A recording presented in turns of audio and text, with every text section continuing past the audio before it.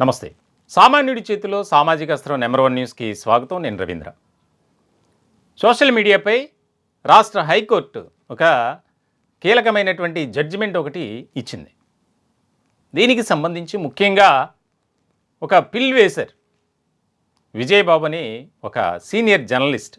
ఆయన గతంలో వైఎస్ఆర్సీపీ అధికారంలో ఉన్నప్పుడు ఒక పదవిని కూడా ఆయన నిర్వహించారు. ముఖ్యంగా ఏపీ అధికార భాషా సంఘం అధ్యక్షుడిగా. ఇటువంటి క్రమంలో ఆయన వైఎస్ఆర్సీపీకి అనుకూలంగా పనిచేస్తారు అనేది అందరికీ తెలిసినటువంటి అంశమే. ప్రత్యేకంగా ఆయన గురించి రకరకాలుగా మాట్లాడుకుంటారు. ముఖ్యంగా వైఎస్ఆర్సీపీకి ఆయన విధేయుడిగా పనిచేశారు అని. పార్టీ కూడా ఆయనకు ఒక మంచి స్థానం కూడా కల్పించింది. ఇలాంటి క్రమంలో ఆయన తాజాగా వేసినటువంటి పిల్ ఏదైతే వ్యాజ్యం ఉందో దానికి సంబంధించి రాష్ట్ర హైకోర్టు ఇచ్చినటువంటి జడ్జిమెంటు చాలా ఆసక్తికరంగా మారింది. ఆయన ఏమనేసారంటే, ఏదైతే రాష్ట్రంలో జరుగుతున్నటువంటి పరిస్థితులు కానీ, ముఖ్యంగా సోషల్ మీడియాను అడ్డుపెట్టుకొని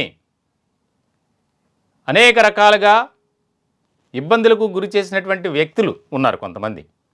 మనకు తెలుసు, కొంతమంది అరెస్ట్ కూడా అవుతూ వస్తున్నారు. దానికి సంబంధించి ఇవి అక్రమ అరెస్టులు, కావాలని కొంతమంది వ్యక్తులను కూటమి ప్రభుత్వం ఇబ్బందులకు గురి చేస్తుంది అని ఆ పిల్లో ప్రధానమైనటువంటి అంశంగా ప్రస్తావించారట. దీనికి సంబంధించి ఆ యొక్క విజయబాబు ఆయన వేసినటువంటి పిల్ ఏదైతే ఉందో దానికి ఘాటుగా స్పందించింది హైకోర్టు. ఇష్టం వచ్చినట్లు వ్యవహరించకూడదు.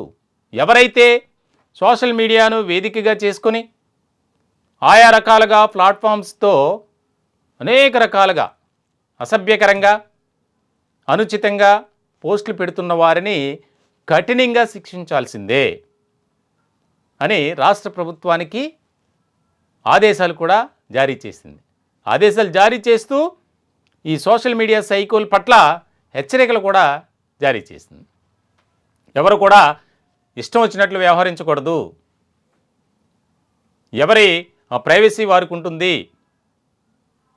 గోప్యత అనేది ఇంపార్టెంట్. ఇష్టం వచ్చినట్లు వ్యవహరిస్తే తాట తీయండి అని చెప్పి. ఇప్పుడు దాంతోపాటు ఎవరైతే ఈ పిల్లు వేసినటువంటి వ్యక్తి ఉన్నారో 50,000 రూపాయలు కట్టాలి కోర్టుకి అని చెప్పి కీలకమైనటువంటి జడ్జిమెంట్ ఇచ్చింది. రాష్ట్ర ప్రభుత్వానికి కొన్ని సూచనలు ఆదేశాలు జారీ చేస్తూనే ఈ రకమైనటువంటి జడ్జిమెంట్ ఇవ్వడం పట్ల ఇటు రాజకీయ వర్గాల్లో అలాగే అధికార వర్గాల్లో ప్రజల్లో కూడా ఒక ఆసక్తికరమైనటువంటి చర్చే నడుస్తుంది. మొత్తానికి ఇప్పటికే రాష్ట్రంలో వైఎస్ఆర్సీపీ పరిస్థితి దయనీయంగా మారింది. ఎందుకనంటే ఆ పార్టీలో ఉన్నటువంటి నేతలు ఎటువంటి పరిస్థితులను ఎదుర్కొంటున్నారో మనం చూస్తూనే ఉన్నాం. ఇలాంటి క్రమంలో రానున్న రోజుల్లో చాలా కీలకమైనటువంటి పరిణామాలు చోటు చేసుకోబోతున్నాయి అనేది పొలిటికల్ సర్కిల్లో వినిపిస్తున్నటువంటి మాట.